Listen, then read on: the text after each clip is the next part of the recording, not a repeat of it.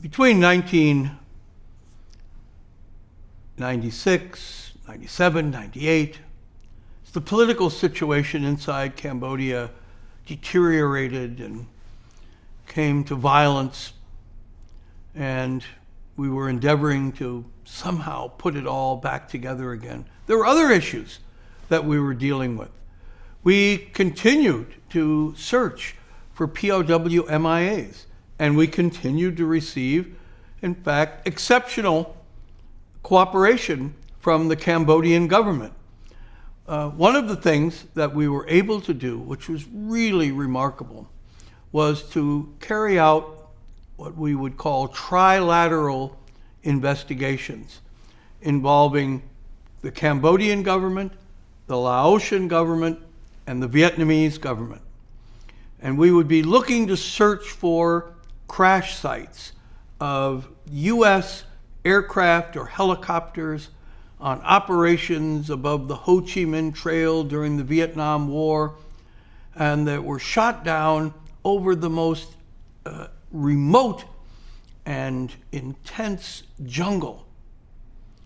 And to do this, we needed to have cooperation from all three governments, because the area in question was where the three borders came together.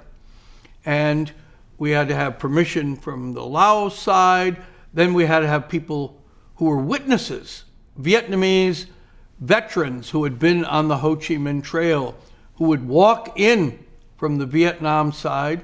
And then we had to have Cambodians, because part of this was on Cambodian territory, and the Cambodians were the most open to cooperation. And so we would fly out into these most desolate, heavy jungle. We have to go in and cut out a little landing zone so the helicopters could land, and from there move in towards and just try to discover where's the crash site, and bringing in the Vietnamese veterans on the ground who are trying to remember where did this happen? What do we remember from being there? And the Lao, who to be sure that nothing untoward would happen on their land, and providing the access to search onto Lao territory and the Cambodian territory. There were no people living out there. There were no human habitation. As I was out observing this and flying around and looking at the areas, and it occurred to me, this was a place, part of the earth, that had never been settled, had never been inhabited by humans. It was such a remote place, and only because helicopters were flying over it, were hit and shot down, were we now there looking to find the remnants of the helicopter, find the crash site. And in digging through the crash site, because we brought in American experts, so we've got these three governments, and then we're bringing in the American search teams to go in and dig in the ground. Can you find parts of the rotor off the helicopter or the body of the helicopter? You find where the pilots may have been thrown out of the helicopter, or the soldiers riding in the back.